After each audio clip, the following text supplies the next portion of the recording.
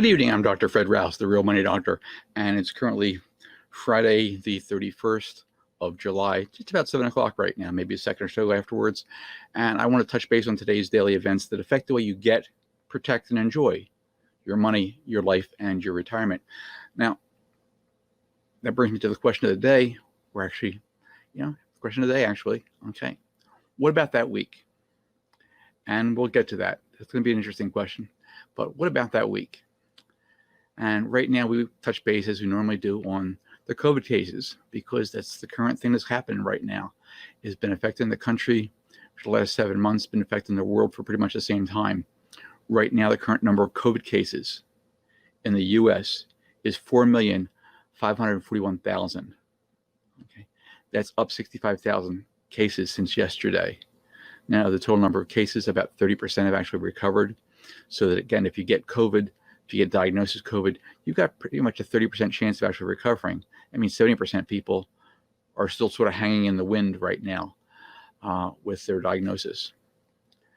Now, the bad news is that if you get diagnosed with COVID, you've got basically a 3% chance of actually dying, because that's what the numbers are showing right now. Right now, the current deaths are 152,922.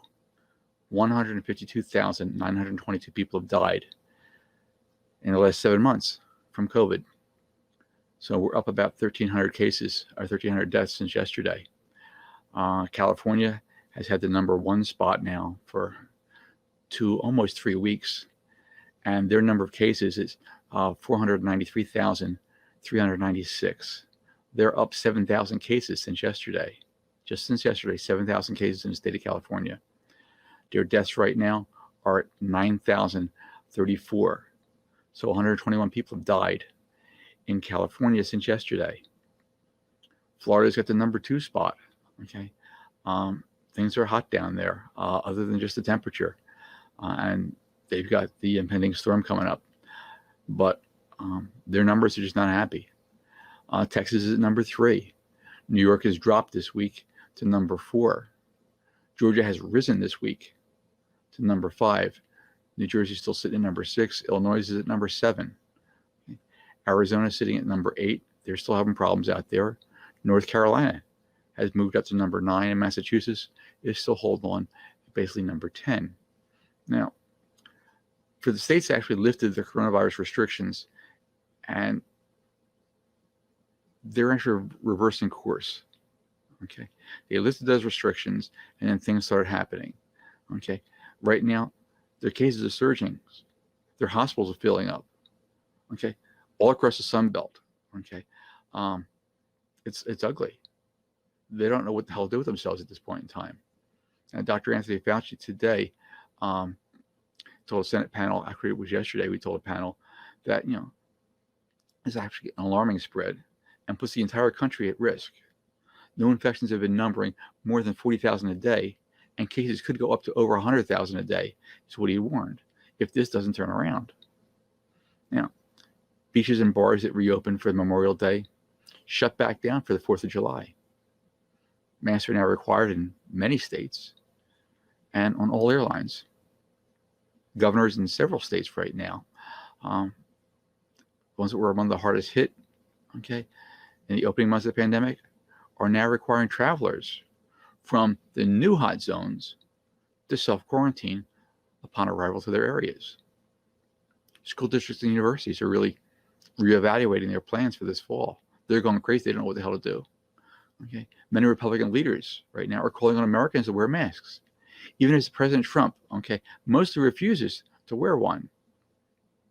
He and Vice President Pence say they will continue to hold large re-election rallies. Although I don't know who's going to these rallies at this point in time. They're nowhere near as large as they used to be.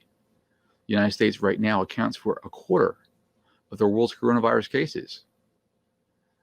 And the death toll is more than, again, 150,000 people right now. A South Florida newspaper, of all places, a South Florida newspaper, is pleading with Governor Ron DeSantis to do more amid the surge of coronavirus cases and deaths that are spreading across Florida. The Sun Sentinel editorial board asked him to issue a statewide face mandate. Okay, and an editorial title, "Help Us Out." Help us out, Governor DeSantis. We're dying here. That's what they named the editorial. Help us out. Okay. Far better that you require people to wear masks in public than to continue fostering conditions that will force another shutdown. That's what the editorial actually said. Okay. Your refusal to impose a mask order, a requirement now in effect in 32 other states, is out of touch with the mainstream. A new Quinnipiac poll found that 79% of Floridians support a mask requirement, including 60% of Republicans. Now, this is really, really simple, folks. If you want to open the economy, it's not that difficult to do. It really isn't. With all the crazy stuff that's going on, it's not that difficult. Everyone just needs to wear a mask and social distance.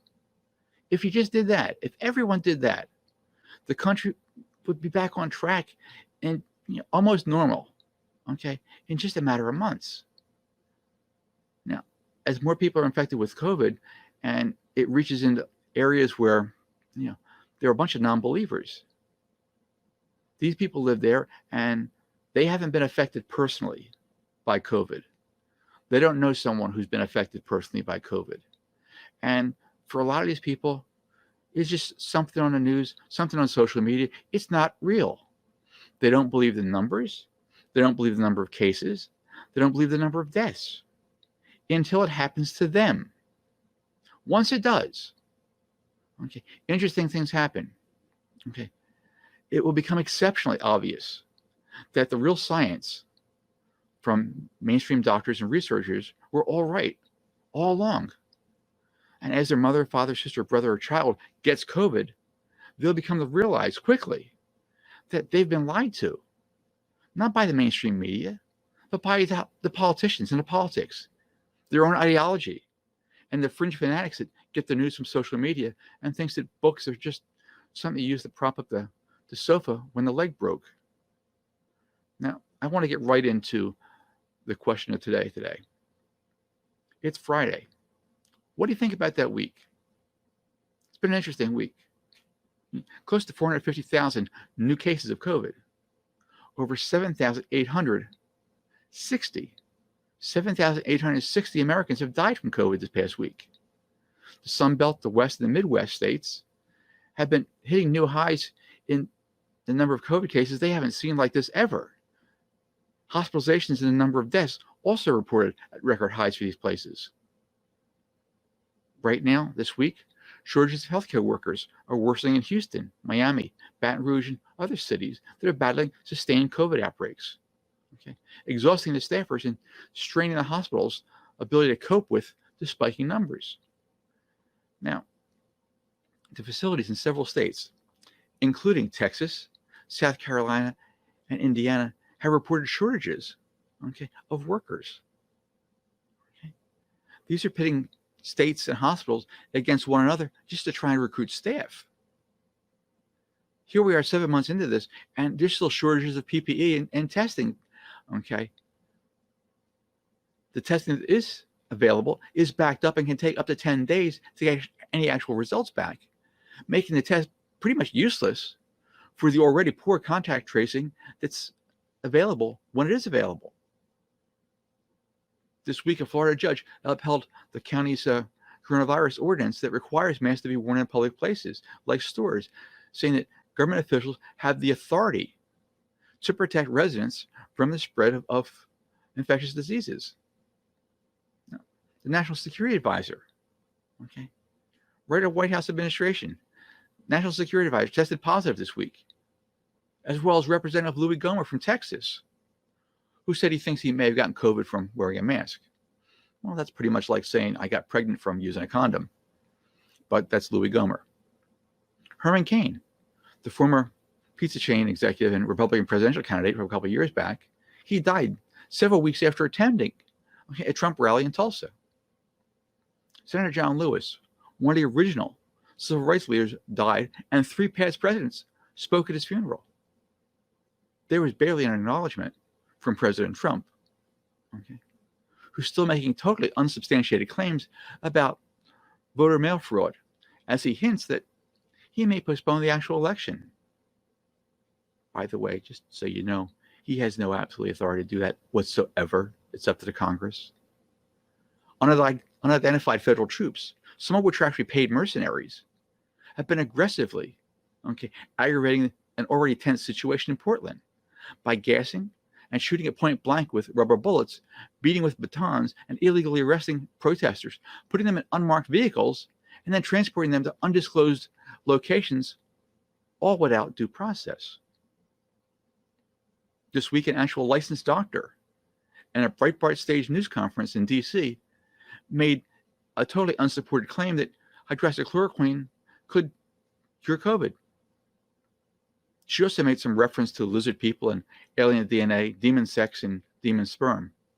Who the hell knows what's going on with her? The House of Representatives did their job this week, or actually 8 weeks ago, and passed their fourth coronavirus package. However, the Senate, when they finally got together this week and got their act together, came up with a plan, they finally did it this week. Both sides are wildly apart, and the Senate decided they're going to go on break this weekend. They took off for the weekend. They won't be back until Monday or Tuesday. Now, both sides are wildly apart on unemployment checks. They're going to run out this week, along with several key other actual protections for people. Now, a week of market gyrations, and the Dow just closed 30 points lower than it started this week. The second quarter GDP dropped of 9.5%. 9.5% drop in the second quarter GDP made this the worst quarter ever since at least 1875. The next worst were in 1893, when the legendary panic run on the banks resulted in a long, painful depression, and then in 1937, when the Great Depression actually took a turn for the worse. Then they saw drops of 8.4 and 7.2% respectively. So 9.5 is a major big deal. Nothing like this has ever happened before in the history of the United States. Now, the president canceled major events this past week. The RNC convention that was going to move to Jacksonville, he pretty much canceled that.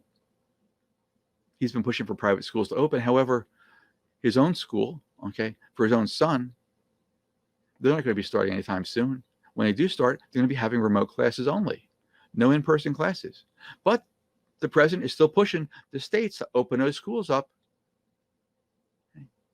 The president still has no response, to Russia putting bounties on the heads of American troops with their ongoing interference with the U.S. elections. And so it's Friday. What about that week? What do you think? Is your head spinning more than usual? I can certainly understand it completely. There are crazies all over the place. They follow you home. They jump out of your computer, out of your tablet, out of your phone, and they want to share their craziness with you to try and get you sucked into all of it. Don't let that happen. Step back. Take a look at the bigger picture for you and your family. Get some quiet time.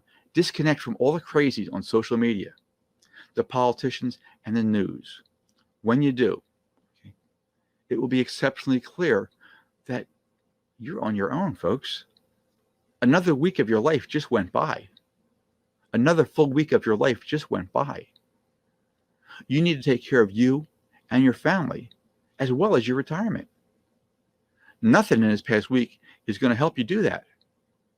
If you're 50 plus, you already know that, though. You already know that the things that didn't work out for you over the years, exactly right. You just couldn't put enough money, off to the side for your retirement.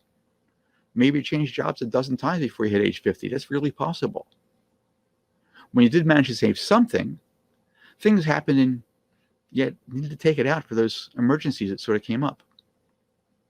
Now's the time to do something different.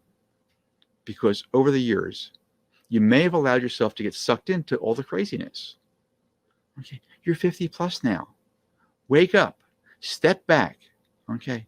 Whatever you've done to this point has gotten you to where you are right now. At 50 plus with an underfunded retirement account. Now, I know you may think it might be too late for you, and your fate is sealed. And all you can see is that there's a real good chance that you'll be working well into your 70s and beyond just to survive if your health holds up that well. let me tell you, it's not too late. It really isn't too late for you. It doesn't need to be that way at all.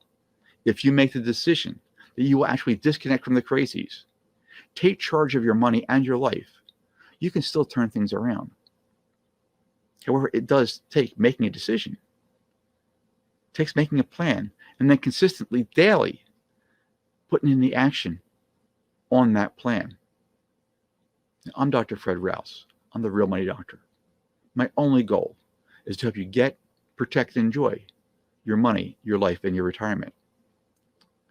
If you want me to help you with that plan, if you want to actually take control of your life, your time, and your money so you can give yourself the option to retire next 3 to 5 years with the cash flow that you'll need to maintain the lifestyle you want and get and enjoy your ultimate secure retirement without ever having to worry about a job or money ever again, go to my site, drrousenow.com.